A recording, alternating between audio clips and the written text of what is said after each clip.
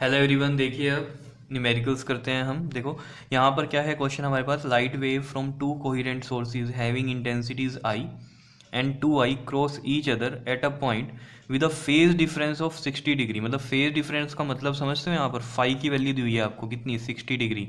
और ये जो इंटेंसिटीज दी हुई है इसमें हम आई वन को आई मान लेंगे और आई टू कितनी दी हुई है हमें, टू आई, इस तरीके से। और what is the resultant intensity at the point. तो रिजल्टेंट इंटेंसिटी का ये फॉर्मूला आपको पता ही है, पिछले टॉपिक में किया था हमने, आई आर इक्वल टू में दिस। ठीक है, तो ये फॉर्मूला यहाँ लगा दो। तो देखो जरा, I R is equal to में हमें पता है कितना होता है, आई वन प्लस में आई टू प्लस में टू अंडर रूट में आई वन आई टू और कोस फाइव। तो आई वन की वैल्यू आई है और आई टू की वैल्यू कितनी है, टू आई प्लस में टू अंडर रूट में आई वन की वैल्यू आई और आई टू की वैल्यू कितनी है, टू आई। क्लियर। और यहाँ से देखो आपके पास कोस फाइव मतलब कोस 60 डिग्री। क्लियर, ये है आपके पास। तो यहाँ से देखो जरा क्या चीज़ बनती है हमारे पास। देखो आई प्लस में टू आई कितना हो जाएगा, थ्री आई प्लस में टू यहाँ पर आ गया और आई इंटू में टू आई कितना होता है आपके पास, टू आई स्क्वेयर। क्लियर। और कोस 60 कितना होता है, 1/2 होता है। तो 1/2, टू से टू टू ये कट गया, तो ये बचा आपके पास थ्री आई प्लस में टू रूट टू ये, और आई स्क्वेयर का स्क्वेयर से रूट कट जाएगा तो आई रह जाएगा सिंपल। तो ये बन जाएगा आपका रूट में टू और आई, इस तरीके से। तो यहाँ से देखो ज़रा, ये आपके पास अगर हम आई कॉमन लें इसमें तो ये बन जाएगा थ्री प्लस में रूट टू, इस तरीके से आएगा। क्लियर है, समझ रहे हो ये चीज़, ठीक। और रूट टू की वैल्यू कितनी होती है आपके पास, थ्री प्लस में 1.414 होती है। ठीक है, तो ये आ जाएगा आपके पास थ्री प्लस में 1.414 करोगे तो ये 4.414 और साथ में आई आ जाएगा। ठीक है, ये इसका आंसर होगा। क्लियर। तो रिजल्टेंट इंटेंसिटी हमें पता चल गई कितनी आई है हमारे पास, 4.414 आई। क्लियर है इतनी बात, बताओ आया समझ में। ठीक है, अब इस तरीके से हमारे पास नेक्स्ट क्वेश्चन है, इसको देखते हैं ज़रा। इसमें क्या कहता है ये देखो ज़रा।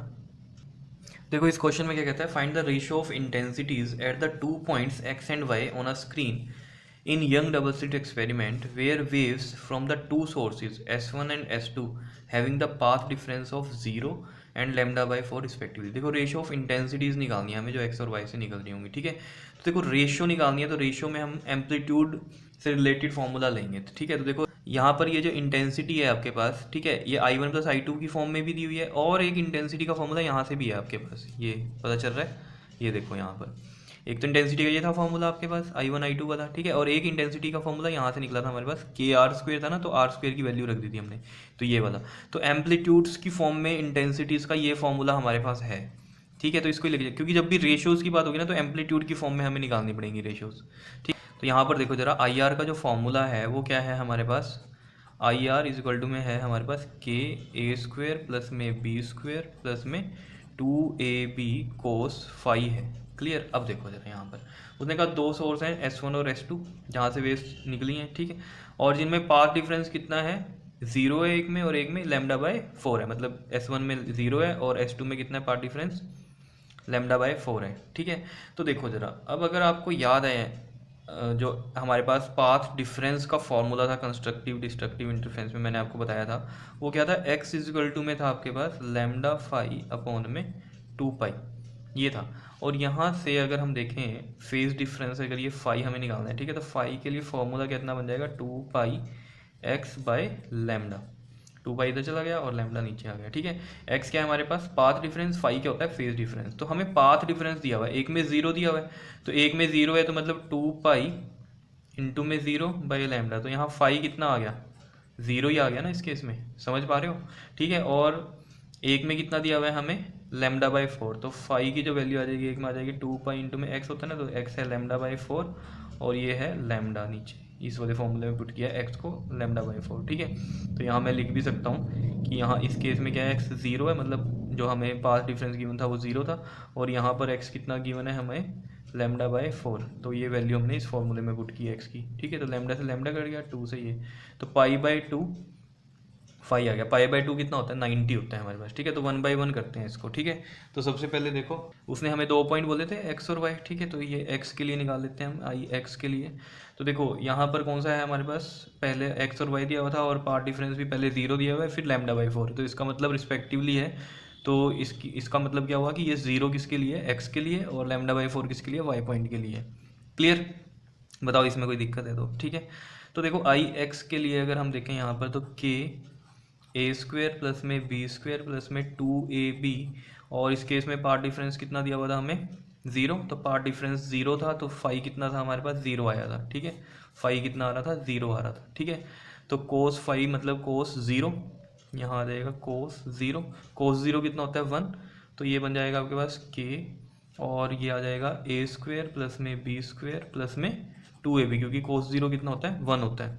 ठीक है, यहाँ लिख भी सकते हो कोस 0 कितना होता है, 1 होता है। तो ये आ गया आपके पास के, और ये आ जाएगा a प्लस बी का होल स्क्वायर, यही है ये। ठीक है, इसी तरीके से आई वाई निकाल देंगे हम। आई वाई में क्या हो जाएगा, देखो के ए स्क्वेयर प्लस में बी स्क्वेयर प्लस में 2ab कोस कितना आएगा इसमें, 90, यानी कि ये π/2, और ये कितना होता है, 0 होता है। और ये किस केस के लिए था, जिसमें हमारे पास पार्ट डिफरेंस कितना था, λ/4, और λ/4 की वजह से फाई कितना आया हमारे पास, π/2 आया था। क्लियर है इतनी बात? ठीक है, तो देखो cos 90 तो हमारे पास 0 होता है, तो इसका मतलब यहाँ पर ये वैल्यू आ जाएगी के ए स्क्वेयर प्लस में बी स्क्वेयर, ये तो 0 ही हो गया हमारे पास। 2ab इंटू में कितना, 0, यहाँ लिख भी दो cos π/2 कितना है, 0 होता है। क्लियर या नहीं? और यहाँ से देखो ज़रा, ये तो 0 ही होगी टर्म, तो के, और ये आ गया ए स्क्वेयर प्लस में बी का स्क्वेयर, ये है आई वाई।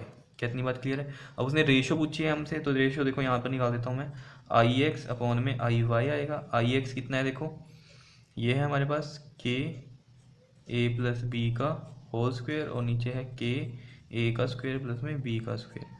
तो के से के कट गया, यहाँ पर कितना आ गया वैल्यू, अब ए प्लस बी का स्क्वेयर अपॉन में ए स्क्वेयर प्लस में बी का स्क्वेयर। क्या इतनी बात क्लियर है या नहीं है, बताओ? ठीक है, इस तरीके से हमने यहाँ पर रेशो निकाल दी जो उसने पूछी थी। ठीक है, एक्स और वाई के लिए। ठीक है, 2 points X and Y on a screen Young double slit experiment where the waves from the two source S1 और S2 से आ रही थी, और हैविंग द पार्ट डिफरेंस कितना था इसमें, एक में 0 था, एक में λ/4। तो बार बार बोल रहा हूँ ये बात मैं आपको। ठीक है, यहाँ पर ये फॉर्मूला भी था वैसे तो इंटेंसिटीज़ का, इससे भी ये चीज़ निकल जाती, लेकिन यहाँ पर फिर आंसर किस में आता, वो I1 I2 की फॉर्म में आता। लेकिन हम रेशो जब भी इंटेंसिटीज़ की बात करते हैं तो वो किस में आनी चाहिए, हम केवल एम्पलीट्यूड्स की फॉर्म में आनी चाहिए। ठीक है, इसलिए ये फॉर्मूला यूज़ नहीं हुआ, और कौन सा हुआ है, ये ऊपर वाला हुआ है। क्या इतनी बात क्लियर है, समझ में आया क्वेश्चन? बताओ, बहुत इंपॉर्टेंट है ये क्वेश्चन, इनको अच्छे से कर लेना। क्लियर? आ गए समझ में? ओके जी, थैंक यू।